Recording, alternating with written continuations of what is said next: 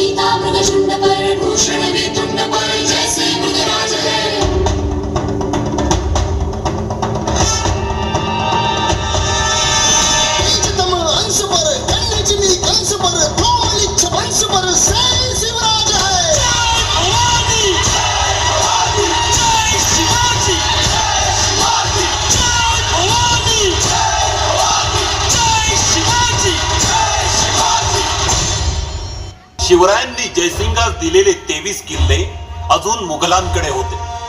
कोंढाणा हा त्यातलाच एक किल्ला. एक दिवस जिजामाता शिवरायांना म्हणाल्या,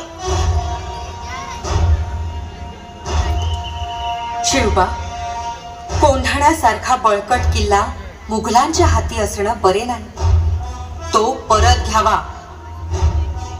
आम्ही जाणतो आऊसाहेब, पुण्याजवळील कोंढाणा स्वराज्यात असावा म्हणून आम्हीही त्याच चिंता